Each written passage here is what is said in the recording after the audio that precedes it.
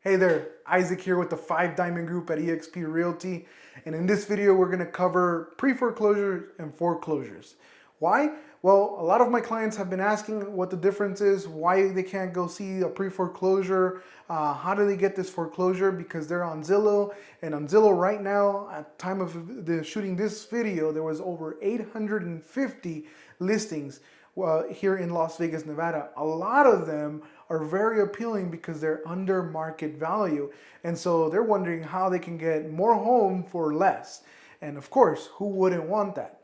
So something to keep in mind before we get into the difference and what each of these are is that in Las Vegas currently it is a seller's market. We have a huge shortage of inventory. We have a lot of buyers, not enough inventory. So this is going to affect even the foreclosures and the pre-foreclosures, especially the pre-foreclosures because those haven't quite been repossessed by the bank. So let's get into that. So what is a pre-foreclosure? Well, a pre-foreclosure is when a bank, a mortgage company has issued a notice of default to the homeowner, notifying them that they're behind on their payment and they need to catch up or they need to sell so they can pay that back. Especially with COVID going on, a lot of people have been furloughed or a lot of people have been laid off, and maybe they just decided not to make those payments and not take advantage of some of the programs out there just in case of an emergency, in case they don't go back to work, in case they need it for other necessities. And so this foreclosure notice or pre-foreclosure notice gets issued at a county level, and Zillow gets notified of this, and that's why you see it on Zillow. A pre-foreclosure doesn't mean that it's actually up for sale. However, the homeowner has the right to be able to sell their property.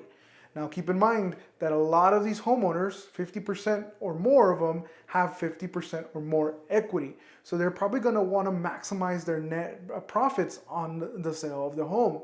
So maybe they are not getting called back to work, or maybe they're just deciding that, hey, homeownership, I need to step away from homeownership, need to be able to get the finances in order. We're going to sell and, pay back what we owe to the bank and then just, take their money. Now, this homeowner may not necessarily be in a need to sell. And so they're going to probably want closer to what the value of the home is. Now, if you have a seller who is in a position of need and needs to be able to sell it super, super quick, you may be able to get it at a lower price. However, it's probably not going to be a huge discounted price. It's probably going to be just slightly, maybe 1 to 3% less than what it's worth, especially if it's in really good condition. With that said, you're also going to have competition because now you're going to have other investors who are looking to maybe buy properties to rent out or flip and resell them, or other buyers like yourself who are looking to get a good deal. So if that happens, which most likely will because we are in a seller's market, then it's probably going to sell for a lot closer to what to the actual value of the home. Now, one of the advantages that the seller has when selling their home during this pre-foreclosure status is that they're not going to hurt their credit as bad as if it went into foreclosure, because at worst, they're going to have some late payments on their credit, and they can justify it saying, hey, because of COVID, I lost my job, or I got a reduction in pay and I wasn't able to make these payments and put food on the table. And the lender will be able to overlook that because it's a special scenario. And that's the worst case. They're still going to be able to purchase literally immediately after selling. However, if they go into foreclosure, well, they're not going to be able to buy another home for at least 3 years. So there's a huge, huge advantage and incentive for a homeowner to sell during this time. So that may be something to a buyer's advantage to be able to buy a property off market and be able to get it at a little bit of a discounted price. Now, with that said, what is a foreclosure?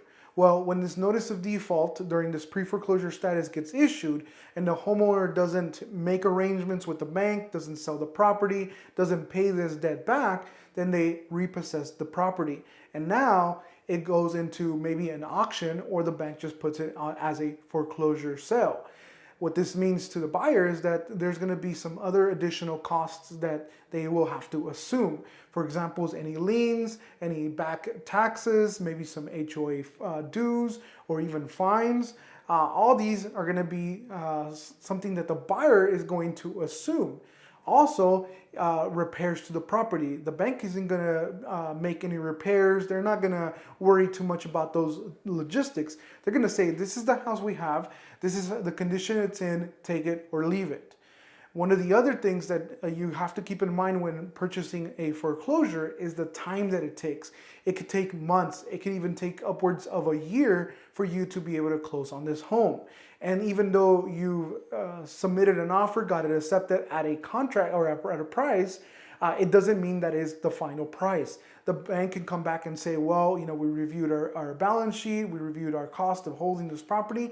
I know you offered X amount and we said okay to that, but now we need an extra $5,000, $10,000, $20,000.